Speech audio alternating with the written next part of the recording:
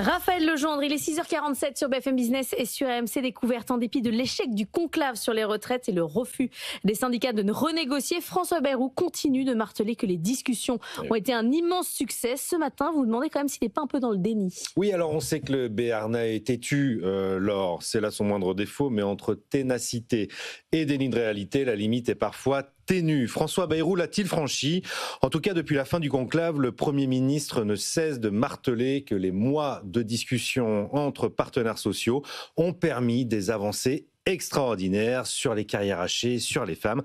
Alors certes, les 64 ans ne sont plus remis en cause, ça c'est un acquis et c'est tant mieux, mais tous les sujets qui ont été discutés depuis février visent à faire partir plutôt les actifs à la retraite, alors qu'il faudrait travailler plus tard, c'est-à-dire faire exactement l'inverse. 40% des actifs n'étaient déjà pas concernés par la réforme de 2023. Si on ajoutait la pénibilité, on dépasserait les 50%. C'est du détricotage de l'intérieur. Alors, un détricotage qui coûte évidemment cher. Oui, qui coûte cher. 1,4 milliard d'euros de dépenses nouvelles. C'est pas vraiment ce qu'on appelle une réforme courageuse ou douloureuse, sauf pour les caisses de l'assurance vieillesse. C'est difficile, dans ces cas-là, de faire passer ce qui, au final, reste un échec, puisque tout le monde a refusé de revenir dans les discussions pour une réussite. Et pourtant, les journalistes qui ont osé poser la question au Premier ministre la semaine dernière, lors d'une conférence de presse, se sont fait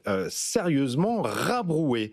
Ça a été aussi le cas hier sur le plateau du grand jury RTL Public Sénat Le Figaro. À chaque fois, un Premier ministre sous pression, sur la défensive, qui refuse de voir que ni la CFDT, ni la CFTC, ni la CFE-CGC ne veulent poursuivre les discussions. On était à l'extrême bord d'un accord, c'est la formule du Premier ministre. Sur le budget, est-ce qu'on est à l'extrême bord d'un accord? Alors, pas tout à fait encore. Dans 15 jours, c'est vrai qu'il présentera sa feuille de route, François Bayrou. Ce sera tout sauf simple, a-t-il prévenu hier. Et il a raison, ce sera tout sauf simple, car tout le monde aujourd'hui est contre lui. Et pourtant, le Premier ministre compte bien dévoiler, se murmure-t-il, une copie pluriannuelle de redressement des comptes publics étalée sur plusieurs années, comme s'il n'y avait pas de présidentielle d'ici moins de 2 ans, comme s'il n'allait pas avoir de censure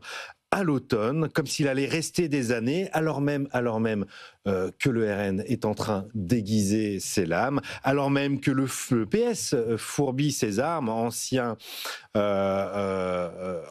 soutien de François Bayrou pour 2025, ça n'est plus le cas aujourd'hui. Hier encore, Olivier Faure a répété qu'il n'accorderait plus aucune indulgence au gouvernement, les socialistes s'estimant trahis. François Bayrou, lui, continue de tracer sa route comme s'il y avait encore une forme de déni. Prochaine étape, c'est dès demain, avec la motion de censure déposée par la gauche. Qui sait si le parti de Marine Le Pen ne fera pas un revirement spectaculaire pour voter cette motion de censure.